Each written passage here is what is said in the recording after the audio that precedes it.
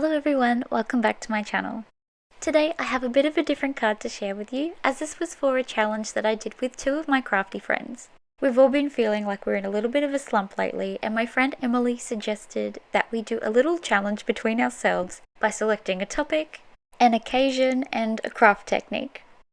After we all put in our suggestions, they were randomized and I was given jungle themed birthday, and my craft technique was monochromatic, which is so tricky. So let's get on to how I made this card. We are jumping straight into the background for this one, as I felt it would be really tricky and I wanted to get this part out of the way. I kind of had an idea in my head, but I wasn't sure if I was going to be able to make it. So I thought it would be best to get this done first, as the rest of the card, the images and the sentiment would rely on this background coming out right. Thankfully my idea did work, and I'm just about to show you a picture of the card that inspired the background for this. This card is so beautiful, and I just love that green background and how the stencils were used for the leaves. It just gave it so much depth. And then having the stamped leaves on top just looks so good. I was really happy that I was able to make this work with blacks and greys. After laying down some washi tape to keep my inking contained, I set to work with my foam blenders.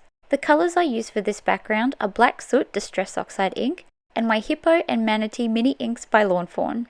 These greys are all quite cool, and I have more cool greys than I do warm greys, so this is why I went with a cooler background.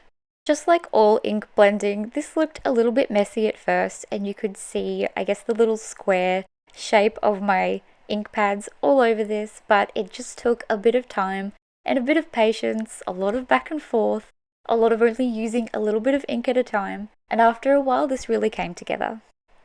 Once I was happy with my blending, I then went over it with just a little sprinkle of water to lift some of that colour and to add a little bit of texture to this background. I then used my Tropical Leaf stencils by Lawn Fawn for this background. I did go a little heavier towards the bottom with my black ink, where my background is, I guess, at its darkest, and I went a lot lighter with the leaves at the top. I feel like by doing this it made it look like a heavy dark jungle floor down the bottom, with a bit more of the light coming through at the top.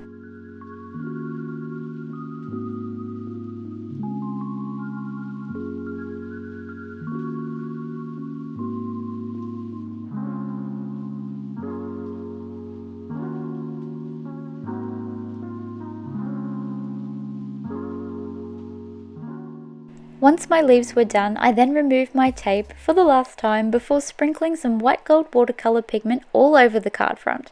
I feel like this would look really good with any colour if you just wanted a little pop, but because my theme was monochromatic, I went with the white gold.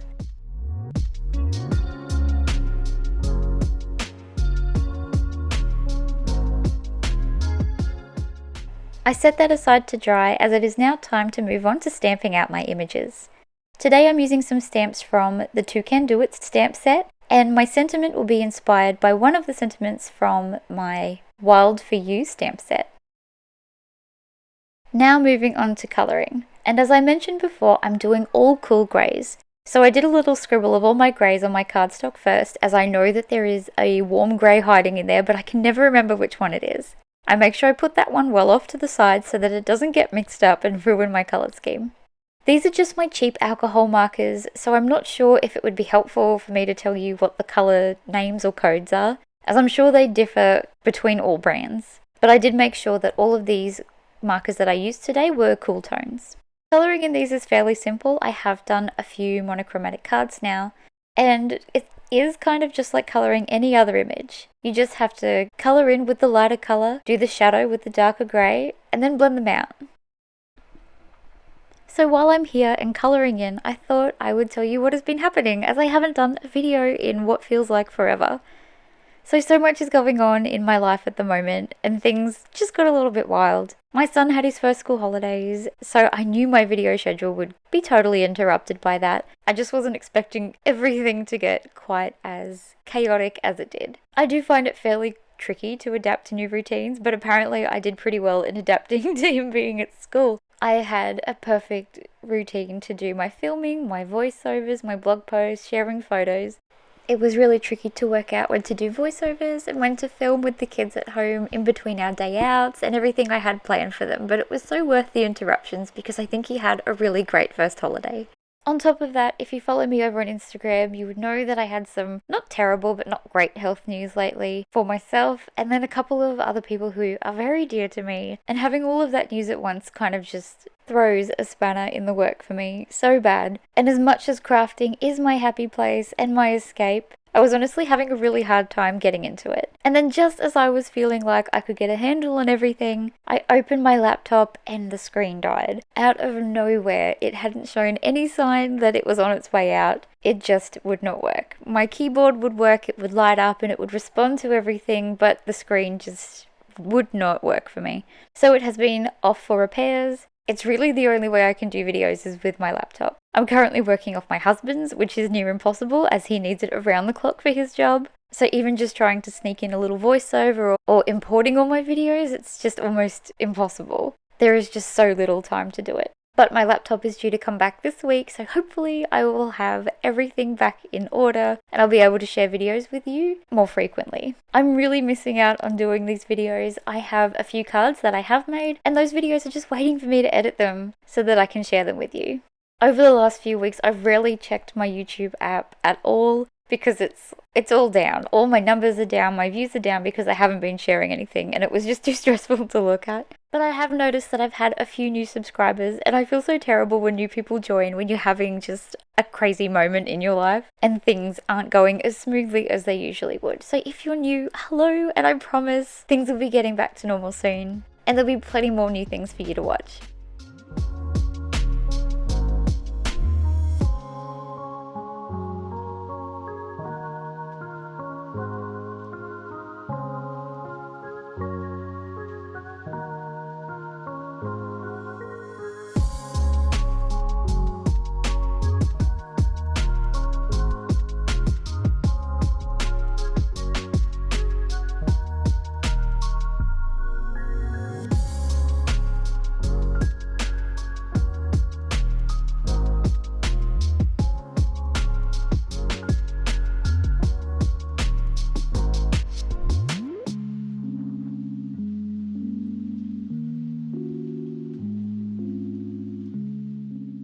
Now that my images are all coloured in, I'm going to go fussy cut them off camera.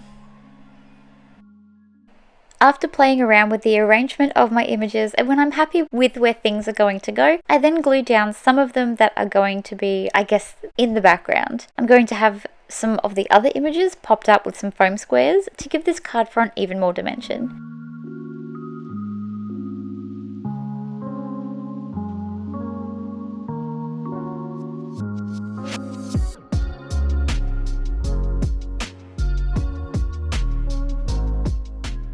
Before I stick these pieces down that have their foam squares, I want to get my sentiment done as I will need to put this card in my stamping platform. So I have the New Henry's ABC dies and I'm going to be using them for the first time today. I'm going to be cutting some black cardstock for this and stamping the rest of my sentiment with my Memento black ink. Something that I always forget about but looks really amazing is when you take a main word from the sentiment and you use alphabet dies to cut it out. So today my sentiment is going to read, "Have a wild birthday," but the word wild is going to be cut with my dies.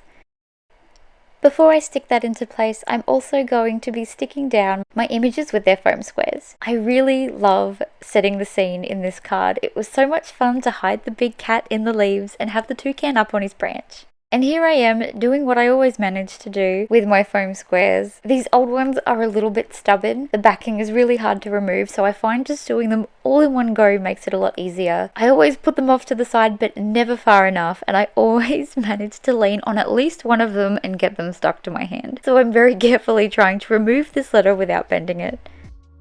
Once the letters are stuck down, this card is complete. If you like this card, I hope you'll check out the other cards from my crafty friends who participated in this challenge. I'll put the links to their posts below so that you can have a look at theirs. They have different themes and techniques that they had to use, so their cards are going to be very different. Please don't forget to give this video a thumbs up if you liked it and subscribe if you haven't already. I'd love for you to hang around and see what I've got to share with you next. Thank you so much for watching. Bye for now.